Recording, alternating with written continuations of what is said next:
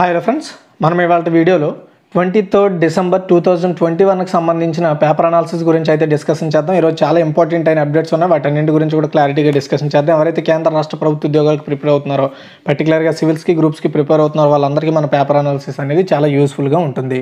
So హాయ్లో friends, ఎవరైతే APSC TSPSC వాళ్ళు నిర్వహించే పరీక్షలకు ప్రిపేర్ అవుతున్నారో వాళ్ళందరికీ ఉపయోగపడేలా ఇండియాలోని the largest learning platform Unacademy కొన్ని కోర్సెస్, కొన్ని బ్యాచ్ కోర్సెస్ ప్రొవైడ్ చేస్తుంది. అందులో వీళ్ళు ఫస్ట్ మనము ఇవన్నీ కూడా నేర్చుకోవాలనుకుంటే మనకు సబ్స్క్రిప్షన్ ఉండాలండి. సబ్స్క్రిప్షన్ సంబంధించి వీళ్ళు 2 ఆఫర్లు ప్రొవైడ్ చేస్తున్నారు. ఈ 2 లిమిటెడ్ పీరియడ్ ఆఫర్లు. ఈ 2 కూడా డిసెంబర్ 20 నుండి 24 వరకు వాలిడ్లో ఉంటాయి. సో 2 months ఎవరైనా సబ్స్క్రిప్షన్ తీసుకుంటే వాళ్ళకి 12 నెలలు ఎవరైనా సబ్స్క్రిప్షన్ తీసుకుంటే వాళ్ళకి 2 months సబ్స్క్రిప్షన్ ఫ్రీ. అదేవిధంగా 24 నెలలు ఎవరైనా సబ్స్క్రిప్షన్ తీసుకుంటే వాళ్ళకి 3 months సబ్స్క్రిప్షన్ ఫ్రీగా అయితే ప్రొవైడ్ చేయడం జరుగుతుంది. So best offer. ఎవరికైనా ఇంట్రెస్ట్ ఉంటే మాత్రం ట్రై చేయండి. కింద డిస్క్రిప్షన్ లింక్స్ ఉంటాయి. వీళ్ళు ప్రొవైడ్ చేసే బ్యాచ్ కోర్సులు ఏంటంటే కాంప్రహెన్సివ్ బ్యాచ్ కోర్స్ పేరుతో గ్రూప్ 1, గ్రూప్ 2 ఏపీఎస్సీ టీఎస్పీఎస్సీ వాళ్ళు ప్రిపేర్ అయ్యే వాళ్ళ కోసం డిసెంబర్ 22 నుండి మొత్తం 4 ఎడ్యుకేటర్ల ద్వారా మనకి పర్టికులర్గా ఈ కోర్స్ ప్రొవైడ్ చేస్తున్నారు. అండ్ అదేవిధంగా గ్రూప్ 2 ఫ్రీ మాక్ టెస్ట్ అయితే నిర్వహిస్తున్నారండి. డిసెంబర్ 19న 2 PM ఉంటుంది. 150 ప్రశ్నలు, 150 నిమిషాలు free scholarship test. Syllabus Indian history, Indian economy, Indian geography, AP and Telangana social and culture history మీద ఉంటుంది. అందులో ర్యాంక్ 1 and 4 ఎవరైతే ర్యాంక్ సంపాదిస్తారో వాళ్ళకి పర్సంటేజ్ వైడ్గా స్కాలర్షిప్ అయితే ఇవ్వడం జరుగుతుందండి సబ్స్క్రిప్షన్లో.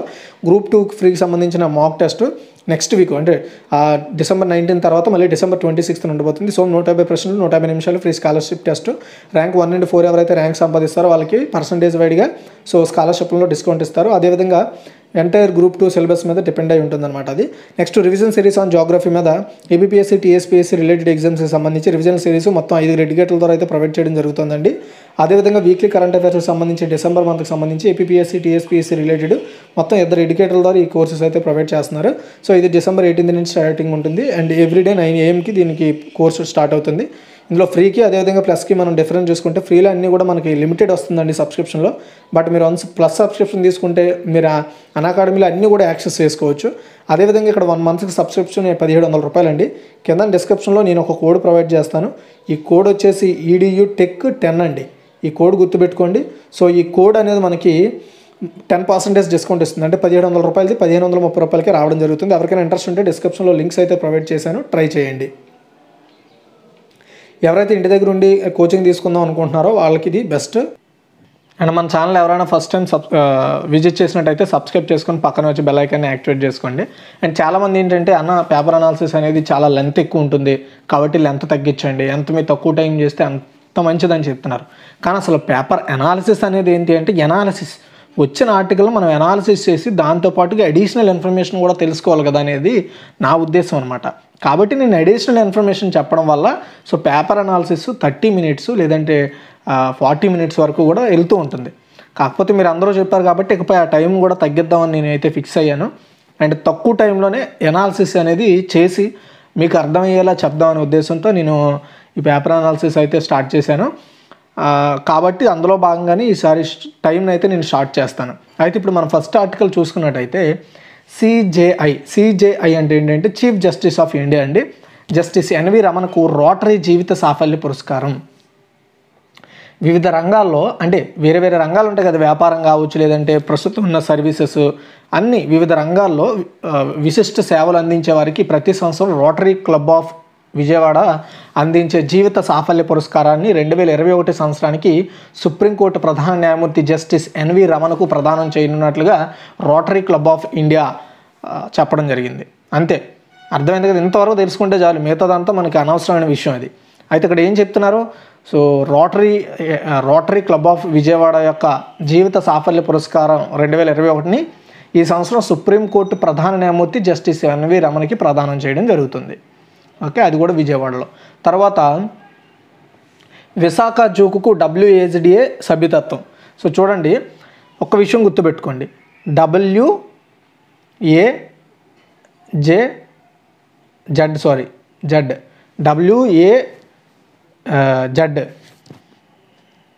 అంటే world association of zoo and aquariums. World association of zoo and aquariums ఏ అనేది. సో WAZA అంటే ఏంటి అంటే world association of zoo and aquariums. ఇది గుర్తుపెట్టుకోండి, చాలా ఇంపార్టెంట్. అయితే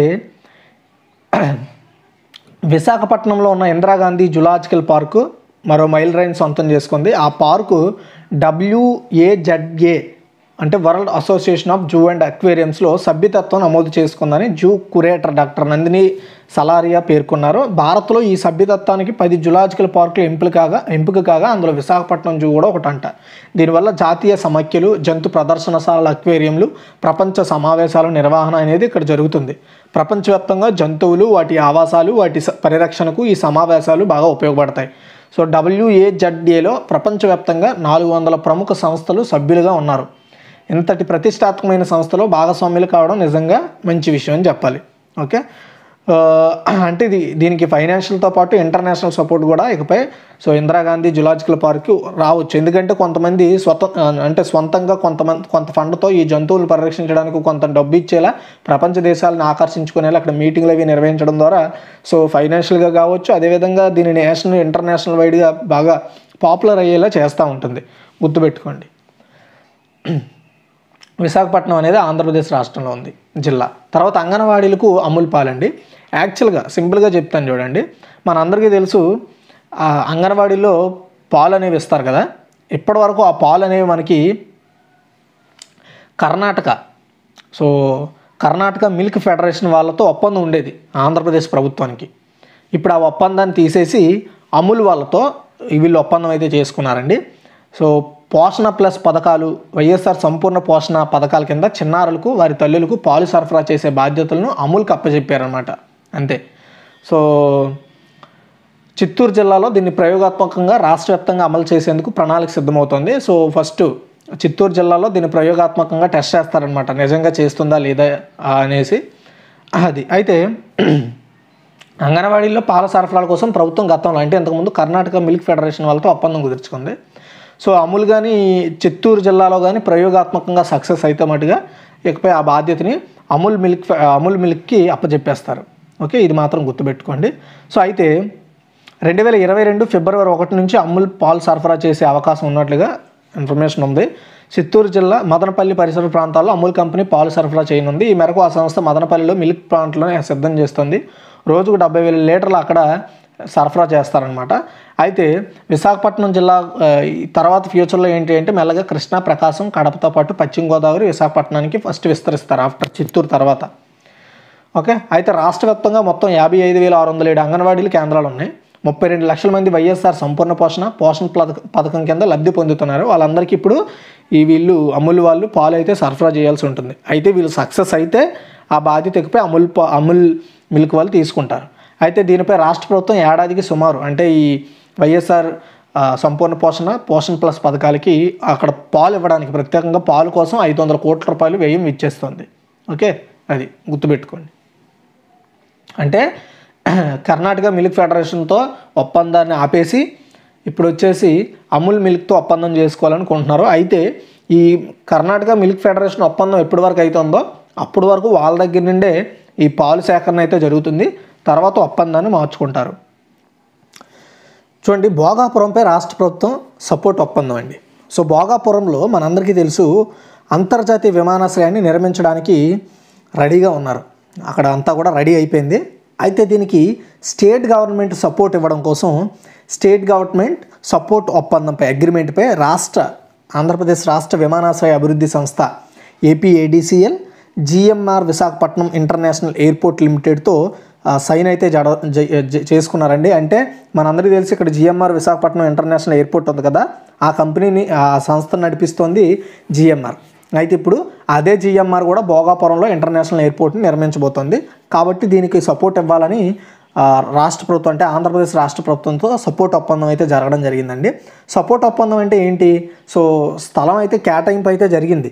ఇంకా ఎడిషనల్ పర్మిషన్స్ కావచ్చు, ఇంకా ఎక్సెట్రా వీటన్నింటికి అక్కడ నిర్మించడానికి కావాల్సిన పర్మిషన్స్ కానీ లేదంటే స్టేట్ గవర్నమెంట్ ఏవైతే ఫెసిలిటీస్ ఇవ్వాలో వాటిని సత్వరం ఇచ్చేలా ఈ సపోర్ట్ అగ్రిమెంట్ అయితే పనిచేయడం జరుగుతుంది. తర్వాత రాఫెల్ ఆఫ్సెట్ బాధ్యతల్లో అలసత్వంపై భారత్ కొరడ. చూడండి, రఫేల్ యుద్ధ విమానాలు ఒప్పందానికి సంబంధించి ఆఫ్సెట్ బాధ్యతలను నిర్వర్తించడంలో జాప్యం చేసినందుకు గాను ఐరోపాకు చెందిన క్షిపణి తయారీ సంస్థ MBDAపై భారతదేశం అయితే జరిమానా విధించిందండి. 36 రఫేల్ యుద్ధ విమానాల కొనుగోలు కోసం ఫ్రాన్స్తో మన దేశం 2016లో 56,000 కోట్ల విలువైన ఒప్పందం కుదుర్చుకుంది కదా. ఈ యుద్ధ విమానాల్లోకి అవసరమైన ఏదైతే క్షిపణి వ్యవస్థ ఉంటుందో ఆ బాధ్యతను, వాటిని తయారు చేసే బాధ్యతను MBDAకి ఇచ్చారు. అయితే ఈ ఒప్పందంలో ఆఫ్సెట్ నిబంధనలు ఉన్నాయి. కాంట్రాక్ట్ విలువలో 50% మొత్తాన్ని భారత్లో 2019 సెప్టెంబర్ నుంచి 2022 సెప్టెంబర్ వరకు దశల వారీగా పెట్టుబడులుగా పెట్టాలి అవి స్పష్టం చేస్తున్నాయి. అయితే 2019 సెప్టెంబర్ 2020 సెప్టెంబర్ మధ్య కాలంలో ఆఫ్సెట్ బాధ్యతలు నెరవేర్చడంలో ఆలస్యం అయిందనమాట. కాబట్టి MBDA నుంచి భారత రక్షణ మంత్రిత్వ శాఖ జరిమానా వసూలు చేసింది. ఆ జరిమానా వాల్యూ వచ్చేసి 8.5 కోట్ల కంటే తక్కువేనని అధికార వర్గాలు చెప్తున్నాయి. అది మ్యాటర్. అంటే ఈ రఫేల్ ఏదైతే విమానాలు ఉన్నాయో అందులో కావాల్సిన క్షిపణి వ్యవస్థను డెవలప్ చేసే బాధ్యత MBDAకి ఇచ్చారు. అయితే తయారు చేసేది వేరే కంపెనీ, కానీ అందులో పర్టికులర్గా క్షిపణి వ్యవస్థని మాత్రమే డెవలప్ చేసేది MBDA. వీళ్ళు కొంచెం ఆలస్యం చేయడంతో అది మనకి, ఎందుకంటే కాంట్రాక్ట్లో ఉన్నట్టుగా వాళ్ళు పని చేయలేదు అనుకోండి, ఖచ్చితంగా వాళ్ళు జరిమానా కట్టాల్సిందే. అది జరిగిన విషయం గుర్తుపెట్టుకోండి. తర్వాత 7.2 కోట్ల ఏళ్ల నాటి పిండస్థ డైనోసార్ అండి. చాలా ఇంపార్టెంట్ ఇది. చూడండి, ప్రపంచంలో ఇప్పటి వరకు డైనోసార్ల గుడ్లకు సంబంధించి చాలా శిలాజాలనే గుర్తించిన అవి పగిలిపోయాయి. సో వట్టి పెంకులు మాత్రమే దొరికేవి. అయితే ప్రపంచంలోనే తొలిసారి శిలాజంగా మారిన రాక్షస బల్లి గుడ్డులో అత్యంత సురక్షిత స్థితిలో బయటికి రావడానికి సిద్ధంగా ఉన్న పూర్తి స్థాయి పిండస్థ డైనోసార్ను దక్షిణ చైనాలో గుర్తించారు. 2 కాళ్ళు ఈ డైనోసార్ ఓవిరాప్టోరిడ్ జాతికి చెందినవిగా చెప్తున్నారు సైంటిస్టులు. ఈ గుడ్డు 7.2 6.6 కోట్ల ఏళ్ల నాటిదిగా అంచనా వేస్తున్నారు. 7 అంగుళాల విడివి ఉన్న ఈ గుడ్డులో డైనోసార్ పిల్ల అచ్చం పచ్చి పిల్లలాగా తన 2 కాళ్ళ మధ్య తల ఉన్న స్థితిలో ముడుచుకొని ఉంది. ఈ గుడ్డు 20 ఏళ్ల క్రితమే లభ్యమైన 2015 వరకు అది డైనోసార్ గుడ్డు అని గుర్తించలేకపోయారనమాట. సో మీరు ఈ ఫోటోలో చూడొచ్చు. అయితే ఇది అంటే వీళ్ళు ఏం చెప్తున్నారంటే సురక్షితంగా ఉందని చెప్తున్నారు. అంటే అది బతికే అవకాశం కూడా ఉండే అవకాశం ఉంటుంది. చూడాలి ఏం జరుగుతుంది ఏంటి అనేది. ఇది గుర్తుపెట్టుకోండి, ఇది చైనాలో దొరికిందండి. తర్వాత యూనికార్నర్లో భారత్కు 3వ స్థానం. యూనికార్న్స్ అంటే ఏంటి? ఏవైనా స్టార్టప్ కంపెనీలు వాటి యొక్క వాల్యూ 100 కోట్లు దాటిందనుకోండి, వాటిని యూనికార్న్స్ అంటారు. అదేంటో ఒకసారి చూద్దాం. యూనికార్న్స్ సంఖ్య పరంగా బ్రిటన్కు వెనక్కి నెట్టి ప్రపంచంలోనే ఇండియా 3rd ప్లేస్లో ఉందండి. ఒకే ఏడాదిలో 33 కొత్త యూనికార్న్స్ అయితే అవతరించాయి. గుర్తుపెట్టుకోండి, యూనికార్న్స్ అంటే ఏంటంటే ఆ కంపెనీ యొక్క వాల్యూ $100 కోట్ల, అంటే మన ఇండియన్ కరెన్సీలో 7,500 కోట్లు కానీ విలువైన సంస్థగా అది మారితే దాన్ని యూనికార్న్గా అంటారు. సో అయితే ఈ యూనికార్న్లు అత్యధికం ఉన్న దేశాల్లో మన దేశం 3వ స్థానంలో ఉందండి. అండ్ ఇప్పుడు మొత్తం మన ఇండియాలో 54 యూనికార్న్లు ఉన్నాయి. బ్రిటన్లో కొత్త యూనికార్న్లు 15 కాగా మొత్తం సంఖ్య 39కి చేరింది. ఫలితంగా 4వ స్థానానికి చేరింది అనమాట. అంటే ఇంతకుముందు 3rd ప్లేస్లో బ్రిటన్ ఉండేది, దాన్ని వెనక్కనట్టి ఇప్పుడు మనము 3వ స్థానంకి వచ్చాం. సో అయితే కిందట ఏడాది అంటే 2020లో యూనికార్న్ల సంఖ్య భారత్ 4వ స్థానంలో ఉండేది. ఈ విషయాన్ని హురూన్ రీసెర్చ్ ఇన్స్టిట్యూట్ వాళ్ళు చెప్పడం జరిగిందండి, గుర్తుపెట్టుకోవాలి. ఇది యూనికార్న్ సంఖ్యలో అమెరికా, చైనాలు తొలి 2 స్థానాల్లో ఉన్నాయి. 3rd ప్లేస్లో మన ఇండియా ఉండడం నిజంగా చాలా మంచి విషయం. అమెరికాలో ఈ ఒక్క సంవత్సరమే 254 కొత్త సంస్థలు వచ్చాయి. అండ్ మొత్తం అక్కడ 487 యూనికార్న్స్ ఉన్నాయి. చైనాలో యూనికార్న్ల సంఖ్య 74 పెరిగి 301కి చేరింది. ప్రపంచంలోని మొత్తం యూనికార్న్లలో అమెరికా, చైనాలోనే 74% ఉన్నాయి. ఇది సో అమెరికా, చైనాలోనే ఎక్కువగా యూనికార్న్స్ ఉన్నాయి. మన ఇండియాలో ఇంకా అవి మెల్లమెల్లగా డెవలప్ కావడానికి గల రీజన్స్ ఏంటంటే ప్రభుత్వం ఇంకా మద్దతు ఇవ్వట్లేదు. ఎందుకంటే ఇప్పుడే ఇంజనీరింగ్ గ్రాడ్యుయేట్లు కానీ, డిగ్రీ గ్రాడ్యుయేట్లు కానీ, MBA గ్రాడ్యుయేట్లు కానీ బయటకు వచ్చేదని వ్యాపారం చేద్దాం అనుకున్నప్పుడు ఒక స్టార్టప్ని వాళ్ళకి మనీ కావాలండి.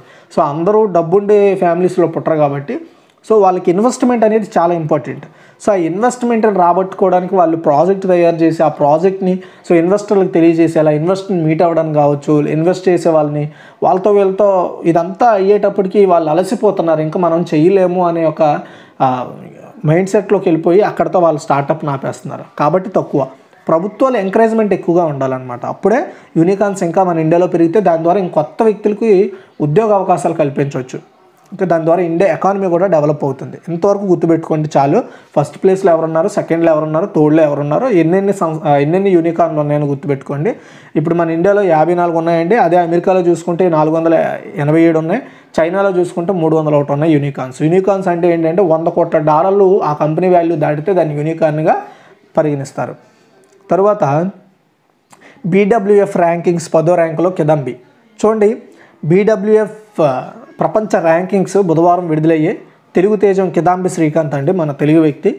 69,158 పాయింట్లు 2 ఏళ్ళ తర్వాత తిరిగి టాప్ 10లో నిలిచాడు. అండ్ ఏకంగా 4 స్థానాలు మెరుగుపరుచుకున్నాడు అనమాట.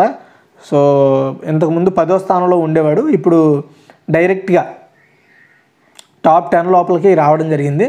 సో ఇప్పుడైతే 10వ స్థానంలో ఉన్నాడనమాట. అండ్ అవుట్ ఆఫ్ 10లో ఉండేవాడు ఇంతకుముందు.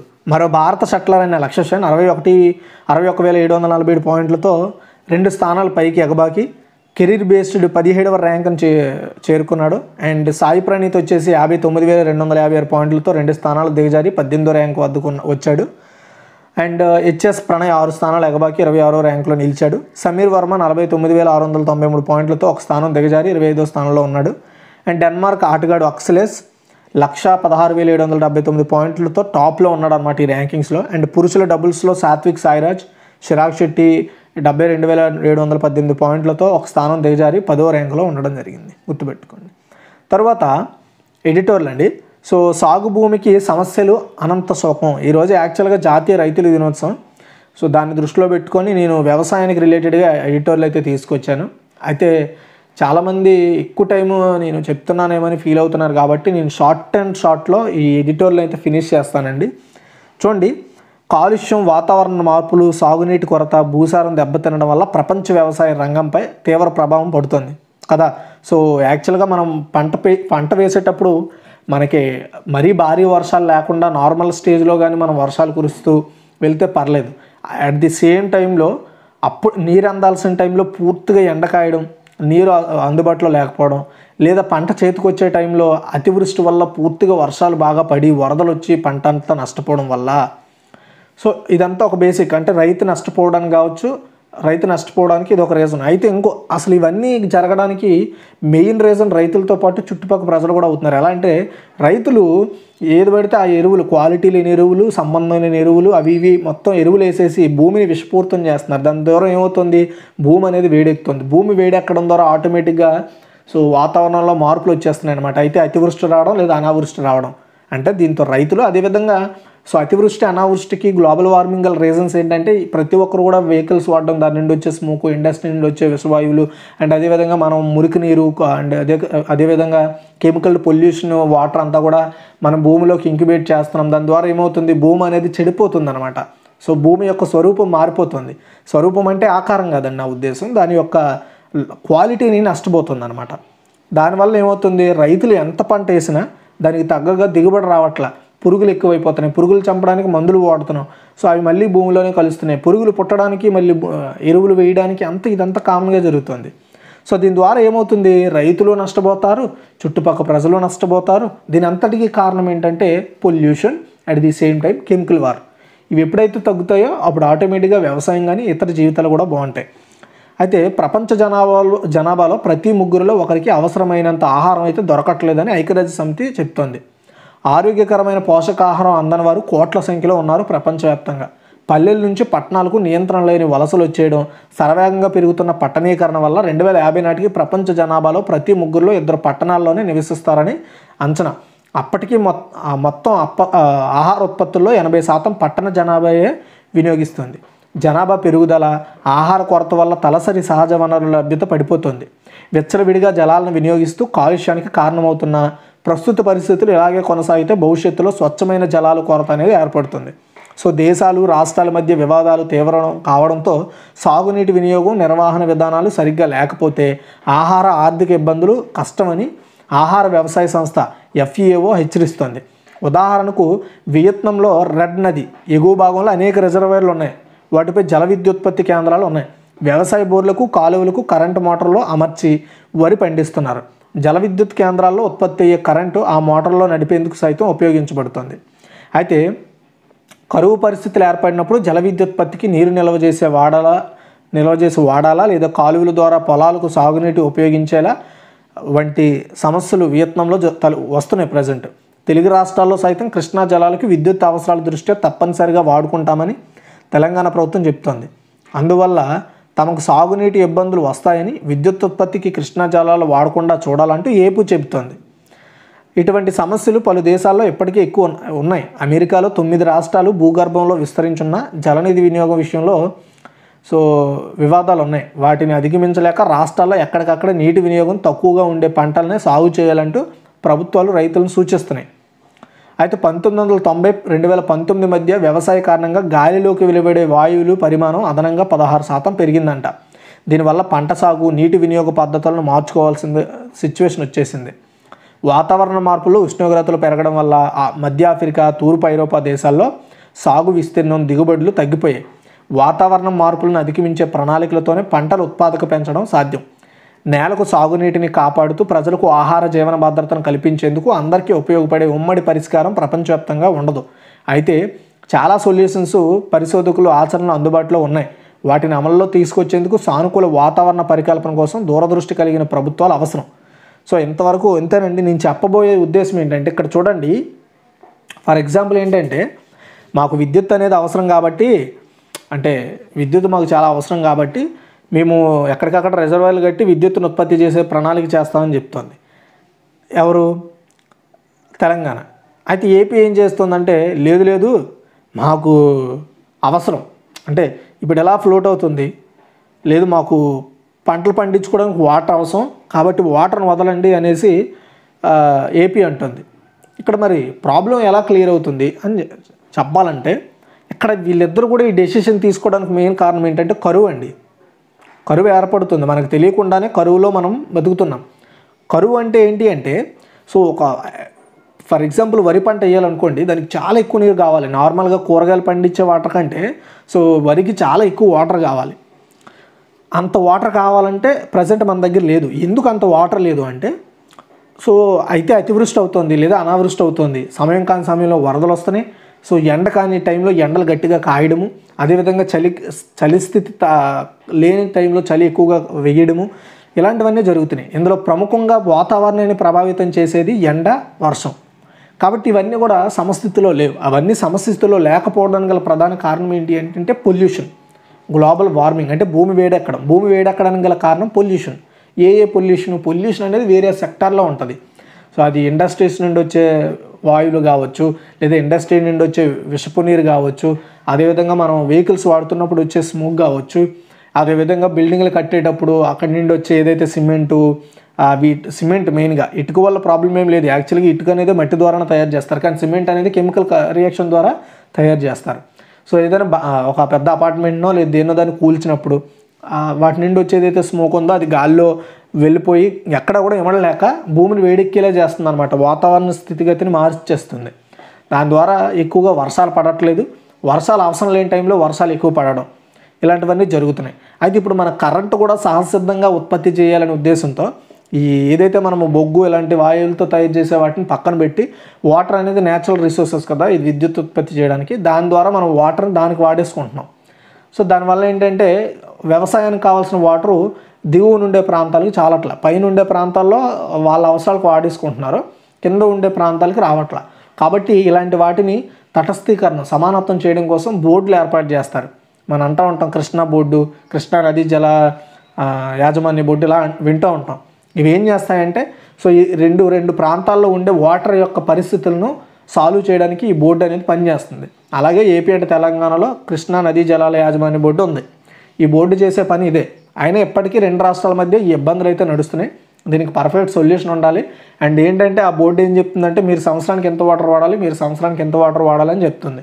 ఆ వాటర్ వివాదం ఎలా జరుగుతుందంటే, మీ ప్రాంతంలో అగ్రికల్చర్ ల్యాండ్ ఎంత ఉంది, మీ ప్రాంతంలో ఎంత ఉంది, ఇవన్నీ బేస్ చేసుకొని వీటిని పరిగణలోకి తీసుకుంటారు. అయితే మనకు మెయిన్ ప్రాబ్లం ఇక్కడ కాదు. రైతులు కూడా ఏంటంటే సేంద్రీయ వ్యవసాయంలోకి రావాలి, అంటే ఈ పురుగుల మందులు ఇవన్నీ వాడడం తగ్గించాలి.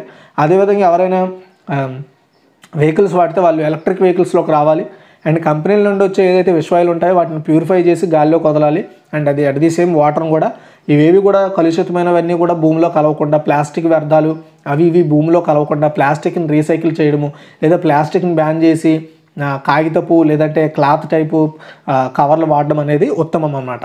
ఇలాంటి వాటి మీద ప్రభుత్వాలు జస్ట్ ఏవో కార్యక్రమాలు పెట్టడము లేదంటే స్కీమ్ స్టార్ట్ చేయడం కాదు, వాటిని ఎప్పటికప్పుడు పర్యవేక్షిస్తూ వాటిని పర్ఫెక్ట్గా అమలు చేస్తే ఖచ్చితంగా మనం అనుకున్న పొల్యూషన్ రీచ్ని తగ్గించుకోగలం. మరీ హెవీగా తగ్గించలేం కానీ, కాకపోతే అలా మనం ఇవే కంటిన్యూ అవ్వడం వల్ల ఏమవుతుందంటే మన పూర్వీకులు ఏ విధంగా బతికేవారో ఆ లైఫ్ని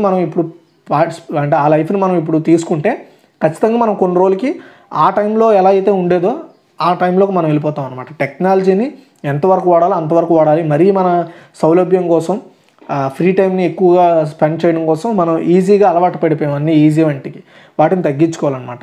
ఇది ఏదైనా సరే పొల్యూషన్కి కారకమై, అదేవిధంగా భూమి వేడెక్కడానికి కారకమై వాటి మీద మనం మన యొక్క పరిస్థితులు లేదా వాడకాన్ని తగ్గించుకుంటే చాలా మంచిది. ఇదిగే టోటల్ వీడియో. మీకు నచ్చితే లైక్ చేయండి, షేర్ చేయండి. Thanks for watching.